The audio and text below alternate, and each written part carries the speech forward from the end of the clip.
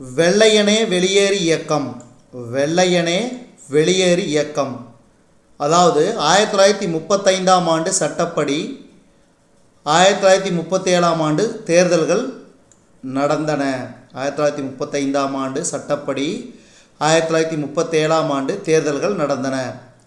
சென்னை மாகாணத்தில் காங்கிரஸ் வெற்றி பெற்று சி. ராஜகோபாலாச்சாரி தலைமையில் அமைச்சரவை பதவியேற்றது.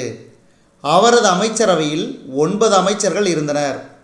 1937 ஜூலை முதல் 1939 அக்டோபர் வரை இந்த ராஜகோபாலாச்சாரியார் தலைமையிலான அமைச்சரவை பதவியில் நீடித்தது.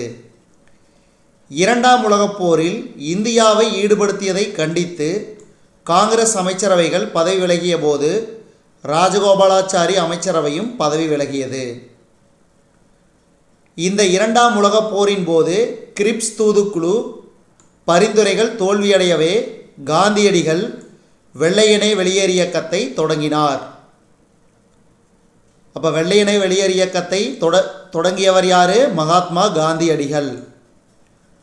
அந்த வகையில் தமிழ்நாட்டில் நடைபெற்ற வெள்ளையனே வெளியேறு போராட்டத்தில் ஆலை தொழிலாளர்கள், மாணவர்கள், பொதுமக்கள் ஏராளமானோர் கலந்து கொண்டனர். இது நாடுதழுவிய போராட்டமாக அமைந்தது.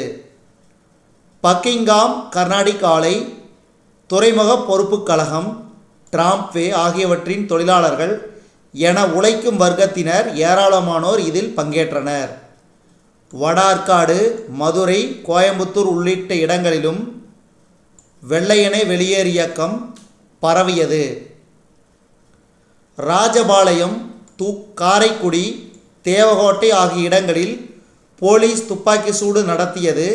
சுபாஷ் சந்திரபோஸின் இந்திய தேசிய இராணுவத்திலும் தமிழ்நாட்டைச் சேர்ந்த ஆண் பெண் வீரர்கள் சேர்ந்து விடுதலைக்காக போராடினர். 1947 ஆகஸ்ட் 15இல் இந்தியா விடுதலை அடைந்த போது ஓ.பி. ராமசாமி ரெட்டியார் தலைமையிலான சென்னை அரசாங்கம் இந்திய விடுதலை சட்டத்தை பாராட்டி தீர்மானம் இயற்றியது. இதுதான் தமிழகத்தில் வெள்ளையனே வெளியேறு இயக்கம். நன்றி.